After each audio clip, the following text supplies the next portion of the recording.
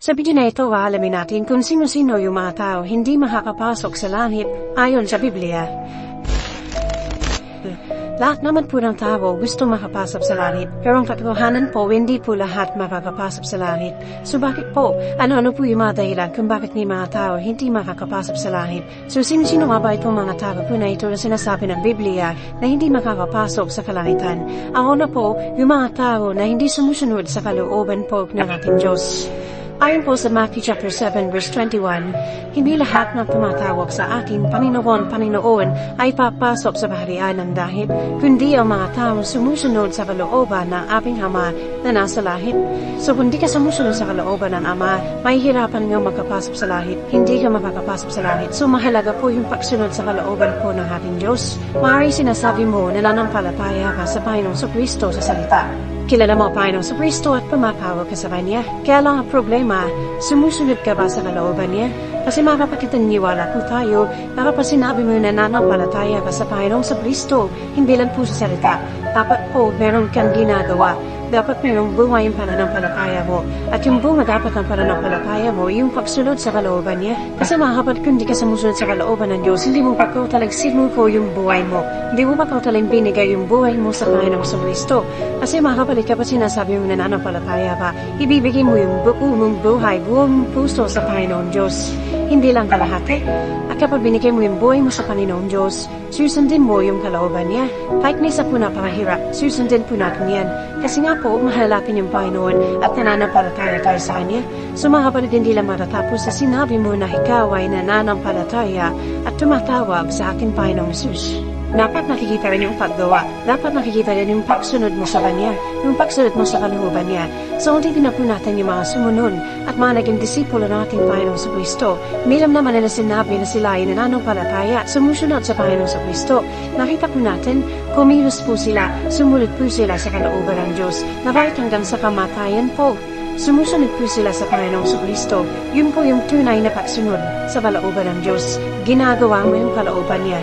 Sabi niya po dito sa Matthew chapter 19 verse 17, sumagot si Jesus, bakit mo ako tinatanong kung ano ang mabuti?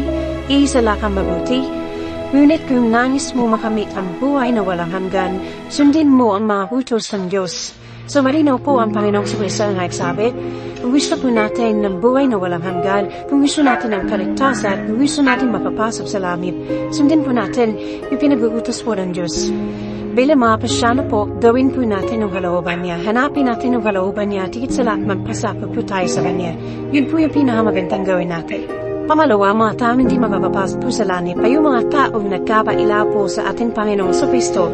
Sabi po sa Matthew chapter 10 verse 33, ngunit ang sino makikaila po sa harap ng mga tao ay ikakaila ko rin sa harap ng ating Amang nasa langit.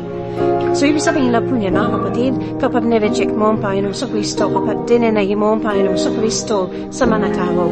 So, mga kapatid, dapat po, ipinatmamalaki po natin ang ating Panginoong Kristo. Pinapakilala po natin ang ating Panginoong Kristo sa mga tao. Sabi niya po dito, sa Romans chapter 1 verse 16, hindi ko ikinahihiya ang magandang balita, sapagkat ito ang kapangyarihan ng Diyos para sa kaligtasan ng bawat sumasampalataya, ngunit sa mga Hudyo at gayon din sa mga Griego. Mga kapatid, alam naman po natin na once na nireject po natin ang ating Panginoong Kristo, nangangahulugan po yan na hindi natin tinanggap yung offer niya na buhay na walang hanggan o yung kaligtasan. Kasi po mga kapatid, sa Panginoong Kristo lang po natin masusumpuman yung kaligtasan. Ngayon kapag nireject mo yan, ibig sabihin niyan, hindi mo tinanggap yung kaligtasan. So kung i-reject mo yung Panginoong Kristo, ibig sabihin niyan, hindi mo tinatanggap yung kaligtasan. Malinaw po, pinapalita po siya sa Panginoong Kristo na tayo ay may choice. Pipili po tayo. Tatanggapin ba natin ang Panginoong Kristo o i-reject po natin siya? Ang Panginoong Kristo, umakapag po yan sa mga puso po na mga tao hindi pa po nakapakilala sa Kanya. So nasa tao po yan, kung pagbubuksan niya ba ang Panginoong Kristo at papapasukin niya sa kanyang puso, ngayon kapag na-reject niya, dinenay niya, ibig sabihin po niya pinalagpas na yung opportunity na siya po ay magkaroon ng kaligtasan. Pangatlo po yung mga hindi makapasok sa langit ay yung mga tao na syempre hindi nananampalataya sa Panginoong Kristo. Sabi po din sa John chapter 3 verse 18, hindi hinahatulan ng parusa ang sumasampalataya sa anak. Ngunit hinatulan na ang hindi sumasampalataya sapagkat hindi siya sumalataya sa kaisa-isa hanap ng Diyos. So mga kapatid, alam naman po natin yan, napakahalaga po talaga ng faith o yung pananampalataya natin sa Panginoong Kristo. Dahil po yung magliligtas sa atin sa pamamagitan po niyan, makakapasok po tayo sa langit at makiiwas po tayo doon sa impyerno.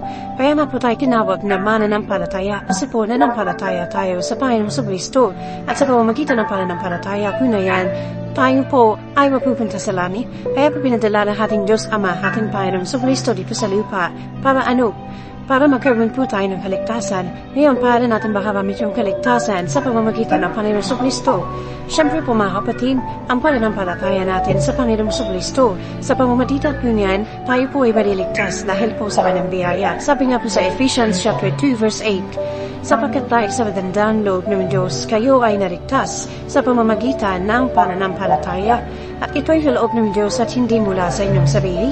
So mga kapatid, ang pinakaunang step or unang hakbang para po tayo ay maligtas, syempre nandyan po yung pagtanggap sa Kanya, pagkilala sa Kanya, at pananampalataya sa Kanya. Yan po yung pinakamahalagang parte po ng pagiging Kristiyano. So mga kapatid, ang bunga po ng mabuting gawa ay yung pananampalataya. Kaya tayo gumagawa ng mabuti, kaya po tayo sumusunod sa kalooban ng Diyos, kaya po tayo naglilingkod sa Diyos kasi nga po nanampalataya tayo sa Kanya. At yan po yung pinakamahalagaan na dapat gawin natin para po tayo ay magkaroon ng kaligtasan. Pahapat po, ang mga tao hindi makakapasok sa langit ay yung mga tao makasalanan. 1 Corinthians chapter 6 verse 9 to 10. Hindi pa ninyo alam na ang mga makasalanan ay walang bahagi sa kaharian ng Diyos. Huwag ninyong dayahin ang iyong sarili. Ang mga nakikiapid, sumasamba sa Diyos-Diyosan, nangangalimya, nakikipagtalik sa kapwa lalaki o kapwa babae, nagnanakaw, sakim, naglalasing, manlalait ng kapwa, unang daraya ay walang bahagi sa kaharian ng Diyos. Actually, hindi lang po yung mga list po na yan na binigay ni Apostol Pablo, yung hindi po makapapasok sa kaharian ng Diyos sa langit. Lahat po ng kasalanan. Kumbaga ito lang po yung mga example niya na ginagawa po kasi madalas sa mga taga-Korinto. Pero hindi din na po natin overall ano mang kasalanan po yan, maliit man po yan or malaki, basta hindi po kalabud-labud sa Panginoon yan. Yung mga tao po na yon na namumuhay po doon po sa kasalanan na yon, yun po yung mga hindi makakapasok sa langit. So mga kapatid, yung mga makasalanan po, ibig sabihin po, yung patuloy na gumagawa ng kasalanan, yung walang tigil sa paggawa ng kasalanan, yung mga hindi humihingi ng tawad kapag nagkakasala po sila. Kasi mga kapatid, tayo pong lahat po tayo nagkakasala po tayo, walang perfecto, nagkakasala pa po ako, lahat po tayo, hindi po mawawala yung kasalanan habang nasa mundo po tayo, yet po kasi yung sinful nature. Sabi nga sa Romans chapter 3 verse 23, sapagkat ang lahat ay nagkasala, at walang sino mo nakaabot sa kaluwalhatian ng Diyos. Mga kapatid, ang tunay po na nananampalataya sa Panginoong Kristo kapag yan ay nakakumit na kasalanan. Lalapit po agad yan sa Panginoong Sus. Hihingin ang tawad at tatalikuran yung kasalanan.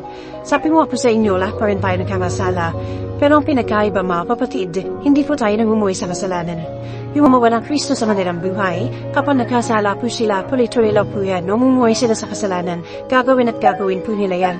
At hindi po sila lumalapit sa Diyos kapag nagkakasala po sila, normal lang sa nila yung pagkakasala, at yan po yung mga hindi makakapasok sa harian ng Diyos. Pero po tayo na mananampalataya pagkakat nagkakasala po tayo, at pinagkaiba po natin sa nila, lumalapit po tayo sa Diyos, humihingi tayo na tawad sa Kanya. At tinatalikuran na po natin yung mga kasalanan po na nagagawa natin. Binabago po natin sarili po natin at mas lalo po tayo namumuhay na may kabanalan. Ulitin ko po, lahat po tayo nagkakasala. Parte po yan ang buhay po natin, hindi po mawawala yan. Pero hindi po tayo namumuhay sa kasalanan at hindi po tayo makasalanan po tulad ng ibang mga tao na namumuhay po sa mundo ito. At tamuli po mga kapatid, ang mga tao hindi makakapasok sa langit ay yung ilang mga mayayaman. Ang sabi po dito sa Matthew chapter 19 verse 23, sinabi ni Jesus sa kanyang mga alagad, tandaan ninyo, napapahirap sa isang mayaman ang makapasok sa kaharian ng langit. Mayroon po sinabi ng Panginoong Kristo na lahat ng mayaman ay hindi makakapasok po doon sa kaharian ng langit. Kasi marami naman po mga mayaman na nananampalataya sa Panginoong Kristo at sumusunod sa kalooban niya. So mapupunta po yan sa langit. Pero mas marami po yung mga mayayaman na hindi po sumusunod sa kalooban ng Diyos. Hindi po nananampalataya sa Panginoon sa Kristo.